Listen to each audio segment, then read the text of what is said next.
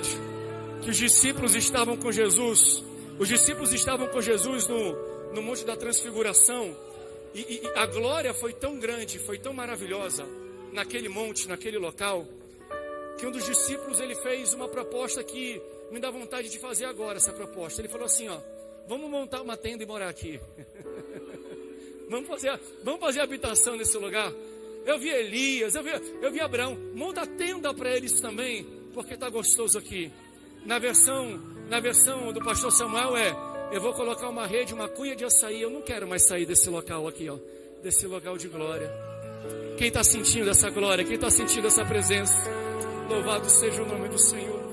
Enquanto você está em pé, aleluia, abra sua Bíblia no Evangelho de Jesus, segundo Mateus escreve, Mateus capítulo 14, versículos 22 a 23. Eu vou querer pregar uma mensagem inerente à série de mensagens que estamos estudando, que é GPS. Nós já pregamos sobre o Espírito Santo, depois sobre a Bíblia. Agora vamos falar um pouco sobre o que é ser guiado. O GPS é aquilo que nos guia, né? A gente coloca o endereço e ele vai para cá, dobra para a direita, dobra para a esquerda. E nós vamos ver aqui uma situação interessante, que Jesus guia os seus discípulos, mas Jesus guia eles para um vento e para uma tempestade. Eita, será que o Senhor guia a gente para vento e tempestade? Mateus capítulo 14, aleluia.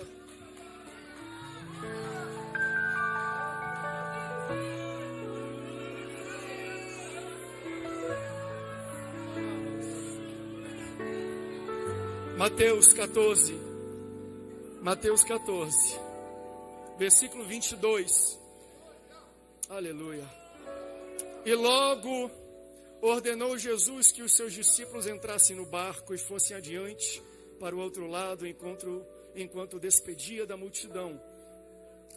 Despedida a multidão, subiu ao monte para orar à parte.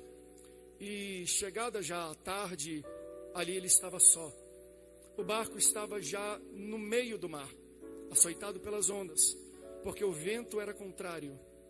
Mas a quarta vigília da noite, dirigiu-se Jesus para eles, andando por cima das águas. E os discípulos, vendo andando sobre o mar, assustaram-se, dizendo, é um fantasma, e gritaram com medo. Jesus, porém, lhes falou logo, dizendo, tende bom ânimo, sou eu, não temais. Respondeu-lhe Pedro e disse assim, Senhor, se és tu, manda-me ir ter contigo por cima das águas. E ele disse, vem. Pedro, descendo do barco, andou sobre as águas para ir ter com Jesus. Mas, sentindo o vento forte, teve medo e, começando a ir para o fundo, clamou, dizendo, Senhor, salva-me. Logo Jesus, estendendo a mão, segurou-o e disse-lhe, homem de pouca fé, por que duvidaste? E quando subiram para o barco, acalmou o vento. Então aproximaram-se os que estavam no barco e adoraram-no, dizendo, és verdadeiramente o Filho de Deus. Podemos repetir essa frase que eles disseram no 3? 1, 2, 3. És verdadeiramente. Se você ama a palavra de Deus, diga, eu amo a Bíblia. Tome o seu assento, glorificando ao Senhor. A presença de Deus está muito forte aqui nesse local. Olha, Jesus, ele acabava de sair de um grande milagre da multiplicação dos pães e dos peixes. E ele quer ficar só. Por que Jesus quer ficar só, depois de um grande milagre de multiplicação? No texto que nós lemos em Mateus, diz que ele queria ficar só, porque ia orar no monte.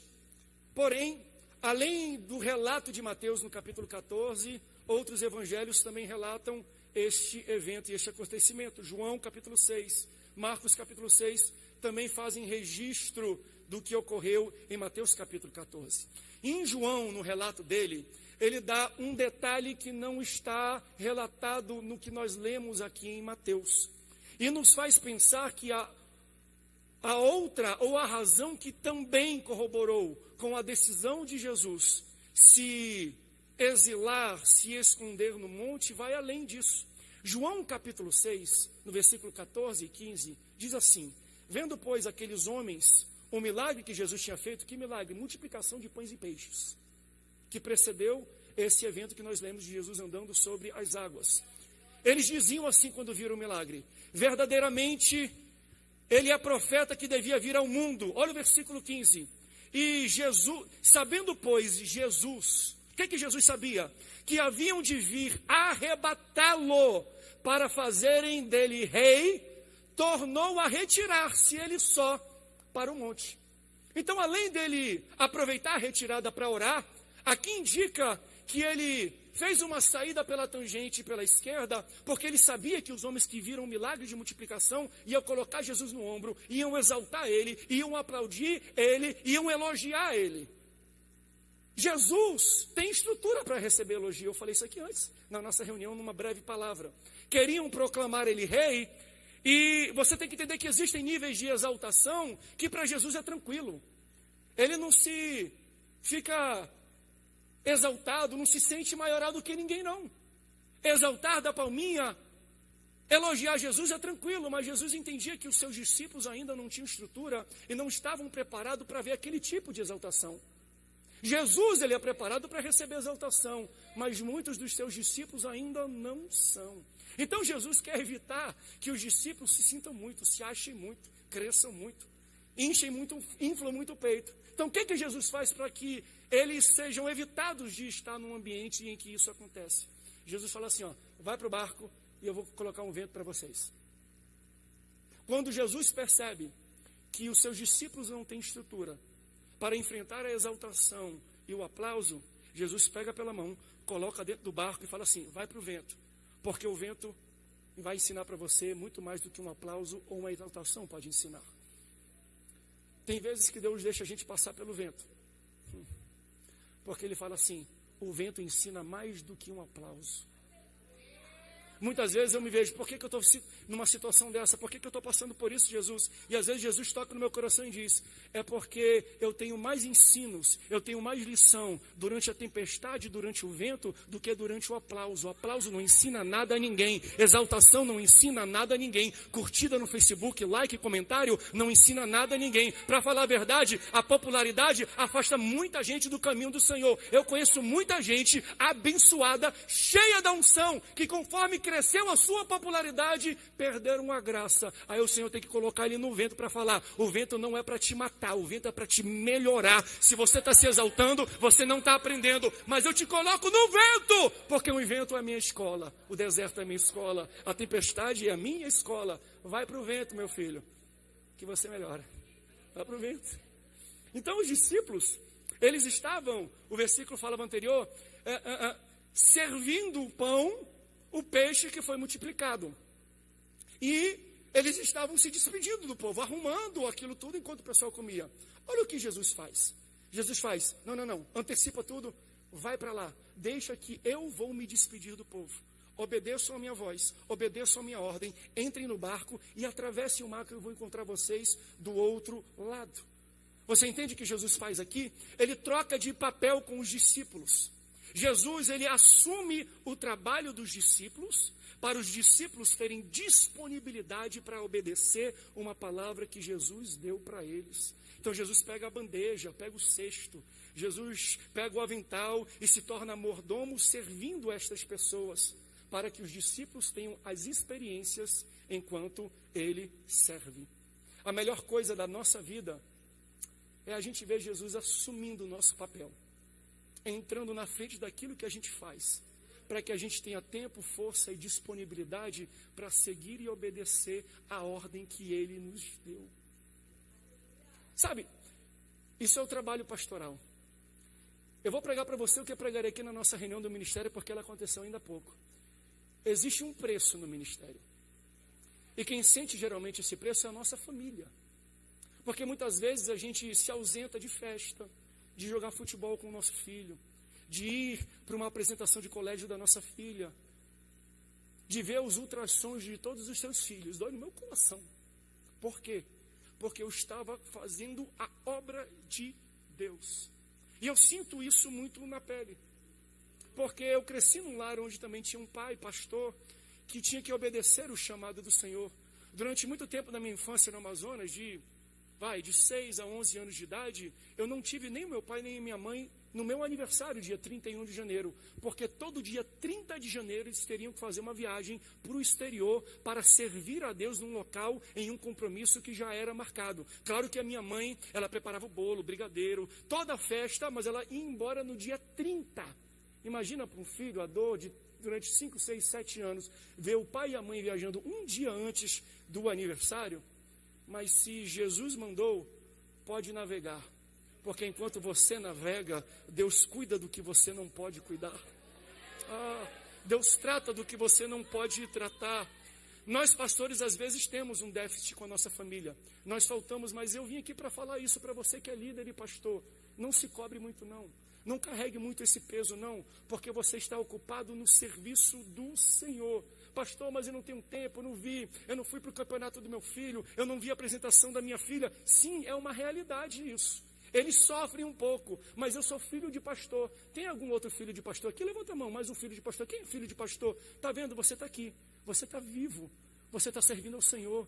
Você está salvo, sabe por quê? Porque o Senhor falou assim, vai e me obedece, porque eu tomo conta da tua casa enquanto tu cuida da minha. Vai e me obedece, porque eu cuido da obra da tua casa enquanto tu cuida da minha obra. Vai, porque eu sei fazer o seu serviço melhor do que você. Eu tomo frente da sua casa, eu cuido da sua família, porque eu conheço, eu tenho a chave da sua casa. Por isso, pastor, líder, não se preocupa, enquanto você às vezes se distancia um pouco da sua família para obedecer a ordem de Jesus. Jesus faz o seu trabalho por você, e Ele faz muito melhor do que você faz. Ele cuida da sua família, Ele cuida da sua casa, Ele cuida dos seus. Eu profetizo, seus filhos e netos terão a mesma fé que você tem. Por isso, fica tranquilo, pode ir navegar, porque enquanto você está navegando, Deus está cuidando do que é seu e do que você tem para fazer. Aleluia.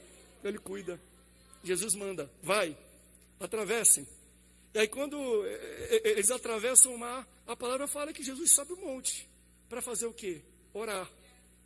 Vai para o monte. Jesus era do monte. Mas monte é lugar de quietude, é lugar de tranquilidade, é lugar de calma, é lugar de sossego. Monte é local secreto. Não precisa postar em Facebook e Instagram, não. Monte não é para aparecer, monte é para se esconder. Pastor, mas você posta quando você vai no restaurante, quando você faz as viagens missionárias. Monte não é restaurante. Aleluia.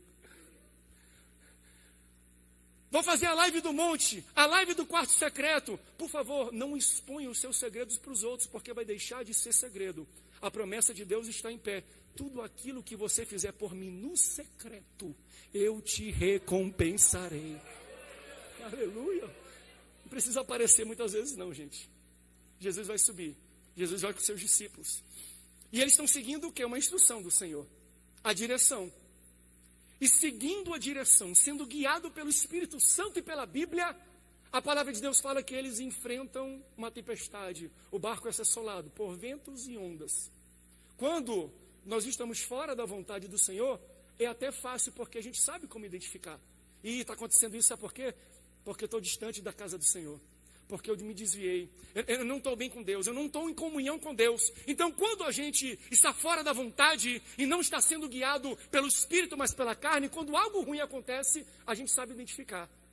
Mas quando você está sendo guiado e obedecendo uma ordem do Senhor, e o seu barco é assolado, e o seu barco chacoalha, e a sua família está indo de mal a pior, e a sua empresa não consegue progredir, e a sua saúde só piora, o que você faz? Você está seguindo uma ordem, você está seguindo o caminho que o Senhor propôs para você. E quando o seu ministério não cresce, e você pergunta, Senhor, por que eu estou enfrentando essa tempestade? Não foi tu que me enviou para cá? Eu estou debaixo de uma palavra tua ou não estou, Senhor? Ei, está na rota de Jesus? Vai balançar, mas não naufraga não. Você está sobre a palavra, está na rota do Senhor? Pode até chacoalhar, mas não vai afundar não. Você pode ter uma certeza, se eu estiver debaixo de uma palavra do Senhor e seguindo uma direção e um destino que Ele me deu, pode até ter vento, Pode até ter tempestade, mas eu tenho uma certeza: eu vou chegar do outro lado. Eu vou chegar no local onde Deus me preparou para chegar. Então eles chegam e a Bíblia fala, no meio da viagem, quando são assolados pelas ondas, quando são assolados pelo vento, no meio. Diga para a pessoa do seu lado: eu não sou muito disso, mas já que você está aqui, fala assim, ó, o meio não é lugar para desistir. Sabe por que não é? E eu te respondo já. Porque o mesmo esforço que você exerce para desistir é o que você exerce para completar. O mesmo esforço que você tem para jogar a toalha é o que você tem para andar para frente e chegar no destino que Deus projetou para a sua vida. Às vezes é até pior. Lembra de Jonas? Eu ainda vou pregar sobre ele aqui. Jonas recebe uma direção de Deus. Vai para Nínive pregar minha palavra. E eu te dou até o roteiro do que você tem que falar. Aí ele vai, ao invés de ele pegar um barco para Nínive, ele pega um barco, se você ver no mapa depois, na direção contrária para Tarsis. Agora, se você tem um mapa e você é um bom geógrafo, vai entender. Dali de onde ele estava para Nínive era uma distância. Estudiosos dizem que para ir para Tarsis na direção contrária, ele levou 5 vezes, de 3 a 5 vezes, mais distância para chegar. Muitas das vezes, a gente se esforça mais para fugir da vontade de Deus do que para obedecer à vontade de Deus. Ei, você já está no meio do caminho, fica tranquilo, continua para frente, é o mesmo esforço, não olha para trás, não desista, vai ter onda, vai ter tempestade, mas o Senhor diz, eu sou contigo, meio do caminho. Sabe, quando eu ia muito, ainda vou, com a minha esposa de vez em quando para o Rio de Janeiro, daqui de São José dos Campos até o Rio de Janeiro, sabe qual é o meio do caminho? O pastor Daniel está aqui, Itatiaia, Resende, é o meio do caminho. Toda vez que eu saio daqui, eu venho do Rio de Janeiro, e eu passo pelo meio do caminho, eu paro em um restaurante lá em Resende, Itatiaia, chamado Trem Azul, comida mineira, uma delícia. Eu sempre paro ali. Aí quando eu paro, é interessante que eu saio, eu dou uma despreguiçada, eu estico a minha perna, aí eu penso assim, falo assim, bem, eu estou na metade do caminho, então agora eu só tenho que suportar o que eu já suportei. Aleluia. Ei, você está no meio do caminho e você suportou tudo isso. A pergunta que você deve fazer é, eu consigo suportar o que eu já suportei? Eu consigo andar e vencer o que eu já venci? Eu consigo atravessar e romper o que Deus já me fez romper? Deus está falando para muita gente aqui essa noite, não olha para trás, vai para frente, porque se você já suportou até aqui, você está no meio do caminho e você já venceu. Continua para frente, porque eu já te dei força, eu já te dei ânimo, eu já te dei vigor para você enfrentar tudo que você precisa. Fala, ei, se você suportou até aqui, vai suportar até o final, irmão. Se já chegou até aqui, é o mesmo esforço. Olha para frente, Deus já fez muito por você e Ele já provou, eu sou contigo, nada pode te parar. Aí vem a onda, vem o vento, o barco balança, sem direção, eles não sabem o que fazer. Quando a Bíblia fala que na 4ª vigília da noite, entre 3 e 6 da manhã, Jesus vem andando por sobre as águas. Olha o horário, é o horário de maior fadiga do corpo humano. Você pode ficar lutando a noite inteira, mas quando chega 4, 5 da manhã... Certa vez eu estava conversando com o pastor Marcos Oliveira, ele fez uma viagem de carro para Belém. Foi ele, pastor Amaral, quem mais foi na viagem, pastor? O Tiago, pastor Tiago e Silas. Ele falou, pastor André, o pior momento é 5 a 6 da manhã. A 4ª vigília da noite. Por quê?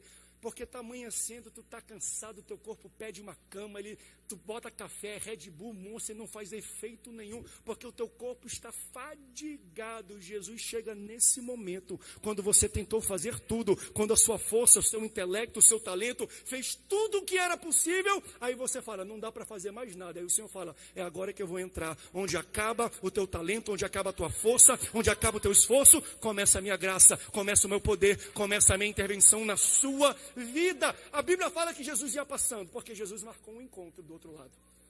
Na Bíblia, se não me engano, a Nova King James fala assim, e ia Jesus passando por eles. Olha que interessante, quando ouviu o grito de medo, de pavor deles. Então, esse texto me faz pensar que Jesus, como tinha marcado um encontro do outro lado, estava andando, está ali o barco, andando. Por quê? Porque eu marquei lá do outro lado. Mas aí eles gritaram. Aí Jesus ouviu um grito de medo e de pavor. Sabe o que eu aprendo? Que o que faz Deus parar na nossa situação não é a nossa necessidade, mas é o nosso clamor. Você está até precisando de uma intervenção do Senhor, de uma visitação dEle. Por que você não abre a boca então e chama Ele? E grita por Ele, e clama, fala, Senhor, filho de Davi. Ele não ia passando pelo caminho de Jericó, quando o cego grita, aí todo mundo cala a boca, ele, eu quero sair daqui com a minha cura. E ele grita, e porque ele grita, o Senhor para. Deus não para por causa da sua necessidade, Ele para por causa do seu clamor. Por isso, se você precisa de alguma coisa da intervenção dEle, começa a abrir a tua boca essa noite. Chama a atenção do Senhor, porque Ele vai parar e Ele vai cuidar das suas necessidades. Jesus foi ter com eles, andando por sobre as águas. Andando. Jesus sabia remar? Sabia. Ele não podia pegar um barco? Podia. Se ele quisesse, ele não podia piscar assim e aparecer no meio do barco? Podia. Por que ele veio andando então sobre as águas? Por que ele não teve a humildade de vir em outro barco também? Por que ele veio andando? Porque ele quis passar uma mensagem. Aquilo que você acha que vai te matar, eu piso por cima. Aquilo que é o seu maior medo, o seu maior pânico, é tapete para mim. O que te assola? O que tira o teu sono? O que tira do sério? Isso é plataforma para o teu Deus. Ei, ele está desfilando por cima do câncer. Ele anda por cima da depressão. Ele anda por cima do Covid. Ele anda por cima da pandemia. E se ele fizer assim, tudo acaba. Aquilo que você acha que vai te matar, o Senhor fala, é asfalto. Eu piso em cima do seu problema para provar para você que nada está acima de mim, mas tudo está debaixo dos meus pés. Louvado seja o nome do Senhor. Ele está andando aqui nessa casa. Ele está andando. Ele está andando. Você quer que ele ande? Ele está andando por cima do seu problema, por cima da sua necessidade, daquilo que você está vivendo. Ele me trouxe aqui para dizer, ele pisa por cima. Louvado, agradecido seja o nome do Senhor. Ele anda por cima. Ele anda por cima. Tem um ditado que fala assim, ó, não há nada tão ruim que não possa piorar. Não tem? Tempestade, vento, vamos morrer, vai assolar. Aí vem um fantasma, pode piorar mesmo.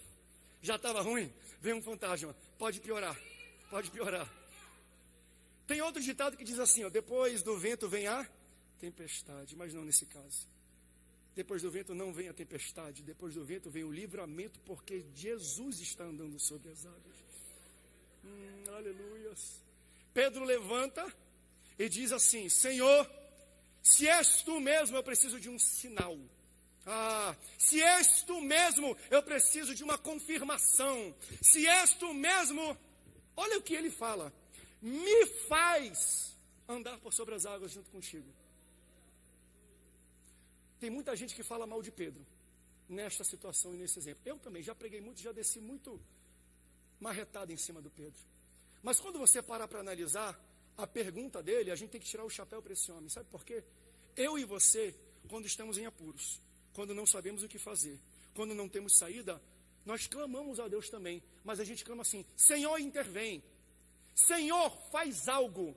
Senhor, a gente sempre espera e pede que Deus faça algo para mudar a nossa realidade. Então a gente tem uma expectativa de uma ação de Deus, de uma atitude de Deus e de um comportamento de Deus.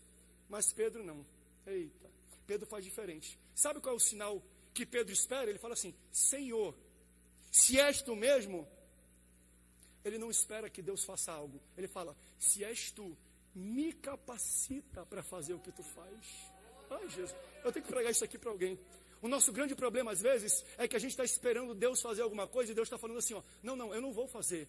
Eu vou te usar. Eu preciso te habilitar primeiro para você fazer o que eu faço. Eu preciso te preparar primeiro para exercer o que eu exerço. Então, não me peça para rasgar o céu e intervir na terra, porque o Espírito Santo está dentro de você. Ore para Deus e fala, Senhor, me rasga no meio e usa a minha vida para fazer o que tu fez. Para fazer o que tu faz. Não espere uma ação de Deus. Deus está esperando você pedir dele capacitação e habilidade para você fazer a obra que ele já fez. Assim ele diz: aqueles que virão após mim farão coisas iguais e maiores.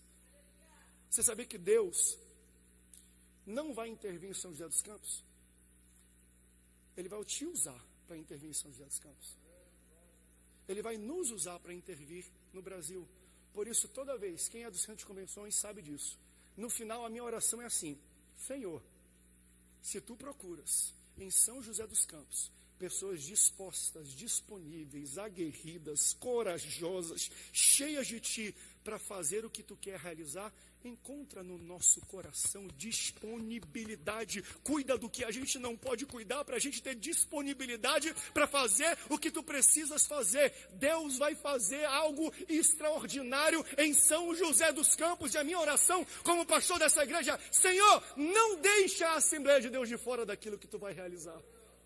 Não deixa os pastores, as congregações de fora daquilo que tu estás fazendo em São José dos Campos. A gente tem que ter a oração e o pedido de Pedro: Senhor, não precisa fazer não, me capacita para fazer o que tu faz.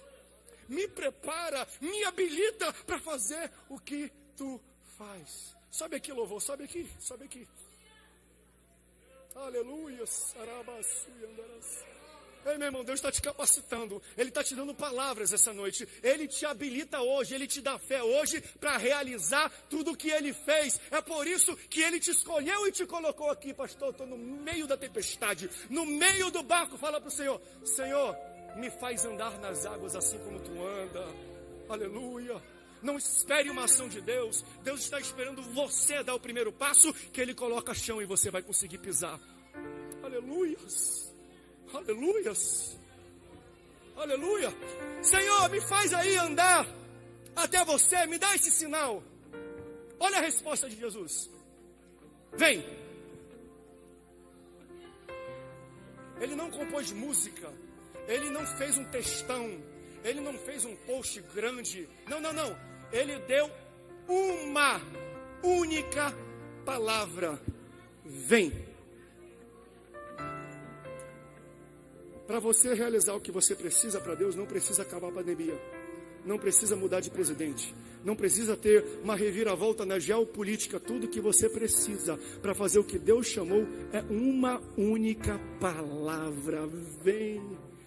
Ele fala: vem. E quando Pedro pisa, a água vira chão. Ela se torna rígida. Quando Pedro pisa, não é mais água, é pedra. Pedra. Pedro é pedra sobre a minha e esta palavra. Aleluia, eu vou edificar a minha igreja. Qual pedra? A palavra. Se você tem uma palavra de Deus na sua vida, você tem algo concreto, você tem chão. Pisa! Se você tem uma palavra de Deus, Deus me chama e eu sinto a presença dele aqui e eu digo para você: qual é a palavra que Deus tem na sua vida? Mas pastor, é água, é líquido, eu vou afundar. Se é de Deus a palavra, pode pisar. Se essa palavra de Deus, pode comprar. Se essa é a palavra de Deus, compra a passagem, assina um contrato, fala com o pastor, pede. Você tem uma palavra, segue adiante, porque Deus vai colocar chão para você pisar. Aquilo que é mole, aquilo que, pastor, eu não sinto tanta solidez. Se é de Deus a palavra, você não precisa ver solidez. Olhe para a palavra, porque a palavra tem poder para que ela se realize. Você sabia disso? Quando Deus te dá uma palavra, embutido na palavra vem o poder para que ela mesma seja exercida. Mas pastor, o meu problema é muito grande. Quanto maior o problema, maior a palavra. Quanto maior a palavra, maior o poder que Deus vai determinar e te encher para você executar o que você precisa. Você não precisa de cenário favorável, você só precisa de uma ordem. Aleluias. Você só precisa de uma palavra. Pastor, dinheiro não é dinheiro, casamento não é casamento, diploma não é diploma. Para você obedecer aquilo que Deus propôs para a sua vida, você só precisa que Ele diga: vem. Alguém veio pedindo o sinal do Senhor essa noite. Ele está te dando esse sinal. Ele está dizendo assim, ó, vem. Eu dou as condições. Eu coloco o piso. Eu habilito, eu te dou sabedoria para você fazer o que você não pode fazer. Para você exercer o que você não consegue exercer. Daí ele pisa. Aleluia. Sinta a presença de Deus aqui nesse lugar. Ele pisa. Quando ele pisa, gente, é chão, é asfalto. E ele sai andando nem acreditando. Daqui a pouco o vento sopra alto. O vento é turbulento, o vento se levanta. Aí a palavra de Deus fala que ao invés de olhar para Jesus, ele olha para o vento. Quando nós olhamos para as situações que acontecem ao nosso redor e paramos de olhar para Jesus, a gente afunda. Pare de olhar muito para o noticiário. Para de olhar para outras situações, olha para Jesus. Pastor, está afundando, é porque você tirou os olhos do Senhor. Levanto meus olhos para o monte, de onde virá o meu socorro. Meu socorro vem, não é do monte. Meu socorro vem de Deus. Sabe por que eu digo isso? Na minha infância, e eu cresci parte da adolescência, juventude no Rio de Janeiro, eu fiz aula de skate e de surf. E tem algo que foi falado que eu falei assim, um dia eu vou pregar, e olha que eu pregando. O professor, o instrutor disse assim, é muito simples, André. Quando você dropar a onda, que você fica em pé em cima da prancha, como é que você vai para um lado ou para o outro? Você não precisa ficar mexendo com o pé, porque você perde a sua sustentação e a sua estabilidade. É simples. Assim como no skate, no surf, se você está sendo empurrado por uma onda, para onde você olha, naturalmente o peso do seu corpo vai cair e você vai. Então se você está aqui, se você olha para cá, o seu corpo vai para cá. Se você olha para cá, o seu corpo vai para frente. Aí o Senhor me aplica isso aqui. Tirou lá do surf para o público para dizer, para onde você olha, você vai. Se você olha para o vento, você vai para o vento. Se você olha para a tempestade, você vai para a tempestade. Mas se você está com os olhos fitos no Senhor, você não vai nem para a esquerda, não vai nem para a direita, você vai na direção daquele que é o autor e consumador da sua fé. Você não está sozinho, olhe para o Senhor, porque tudo aquilo que eu olho, eu magnifico. Tudo aquilo que eu magnifico, eu torno grande.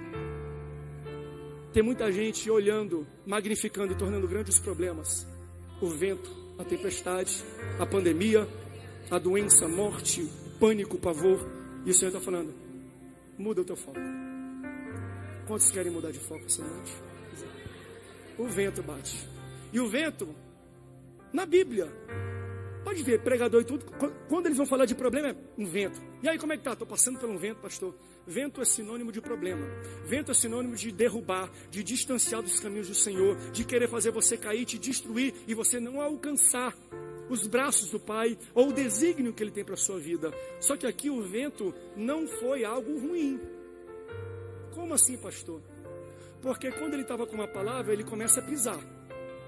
Daí ele pisa e começa a andar. Só que Pedro está andando sozinho. Aí o vento que vem para querer matar ele, para querer destruir, afundar, desviar ele, ao invés, claro que ele começa a afundar, a Bíblia não fala que ele ficou submerso e Jesus, não. Quando ele começa a afundar, ele grita, Senhor, me socorre, me ajuda. Aí o Senhor, que via ele antes andando sozinho, agora pega ele pelas mãos. E a palavra de Deus fala, e eles voltam de mãos dadas. E o Senhor sustenta e segura Pedro de volta para o barco. E o vento e a tempestade acalma. O vento não vai te matar. O vento vai te aproximar daquele que controla a tua vida. O vento que se levantou aqui para destruir Pedro, fez aproximar Pedro do Senhor. Se você é crente pentecostal, você sabe o que é isso. Quanto mais problema, quanto mais tempestade, quanto mais vento, mais joelho no chão, mais boca no pó, mais oração, mais consagração, mais oração, mais língua estranha, mais leitura de Bíblia. Por quê? Porque vento para aquele que é guiado pelo Espírito Santo e para a Bíblia, não desvia do caminho do Senhor. Me aproxima muito mais, me torna mais íntimo e mais próximo daquele que controla o vento, daquele que controla a tempestade, daquele que tem controle de todas as situações. Por isso o Senhor me diz hoje, Ele tem controle. Porque todo aquele que invocar o nome do Senhor será salvo. Como, pois, invocarão aquele em quem não creem? E como crerão naqueles de que não ouviram? E como ouvirão, se não há quem pregue? E como pregarão, se não forem enviados? Como está escrito: quão formosos os pés dos que anunciam o evangelho de paz, dos que trazem alegres novas de boas coisas. Mas nem todos têm obedecido ao evangelho, pois Isaías diz: Senhor, quem creu na nossa pregação? De sorte que a fé é pelo ouvir, e ouvir pela palavra de Deus. Romanos capítulo 10, versículo 13 ao 17.